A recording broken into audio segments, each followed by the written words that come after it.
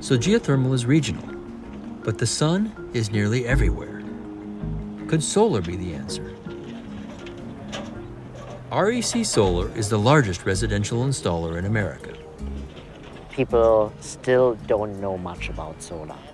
It's changing, but it's still a relatively new technology, which really came about with having more popularity during the last 3-4 years.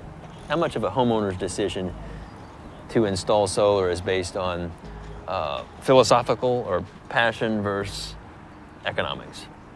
Most decision makers actually go for the economic reason.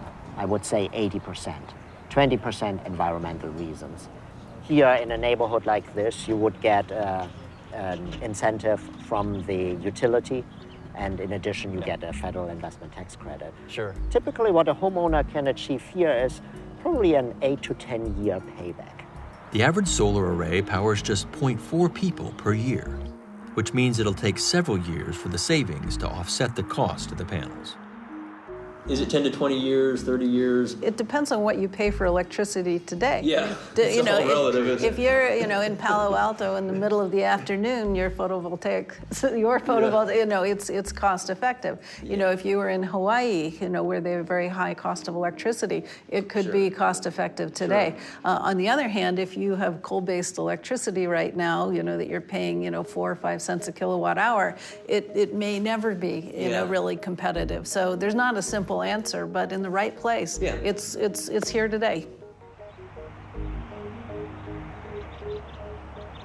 Turns out solar, too, is regional. It's affordable where sun, subsidies, and electric prices are high. But where we have all these things, can we turn solar panels into a solar power plant? I went down the road to the Diablo Valley College. Basically, it's a parking lot canopy that provides shaded parking, but there's solar on the rooftops. So the solar produces about 50% of the campus's peak electrical demand. Why in a parking lot? I mean, usually we see these panels up on a roof. What we found is that if you can build a solar parking shade structure in a wide open parking lot that has lots of available space, you can actually drive the economics down much better than you can on the rooftops. So how does a community college or an educational campus afford the front-end cost of something like this? Well, most of them don't have to worry about the upfront cost. The campus would basically enter into a long-term power purchase agreement at a rate that is less than what they're buying from the local utility. So they're getting those savings from day one. And they enter into that agreement with the utility? No, they would enter that into with a financial institution that would actually own the asset. Okay. Okay, so say a bank would own the asset, and then we would design the project, build the project, do the operation and maintenance of it on behalf of the bank, which is selling the power to the campus for, say, 20 years. And that's where the savings get generated. So that's a neat combination of partnerships that are going on there. Yeah, it's a great example of public-private partnership to benefit the mission of a college campus. With creative financing and in the right places, solar plants are a workable solution. But they're still limited by high price and low output. This one could power just 200 people per year. They're using a different technology to get more out of solar plants in Spain, like at Solarcar, which could power 1,200 people per year. We have a huge field of mirrors, and they are continuously moving in order to track the sun and to concentrate solar radiation on the top of the tower. And we generate steam that we drive to the steam turbine in order to generate electricity. The plants are larger and therefore more efficient. The footprint is smaller as well. And as you use the heat to produce energy, the plants have what we call thermal inertia. So they don't go on and off the grid when the solar resource disappears. So we can provide utilities or grids a more stable production. When we were leaving Solarcar, we saw this beautiful image. The light beams were converging right in front of the tower.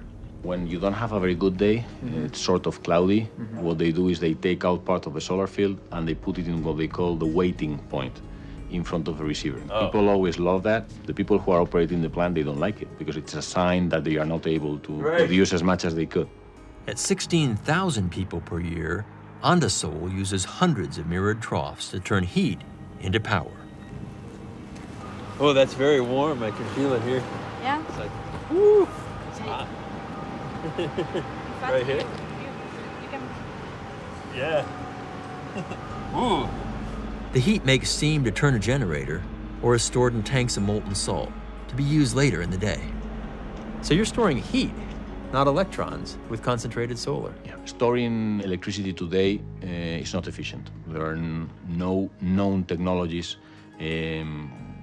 cheap enough, let's say, while storing heat is something used in other industries.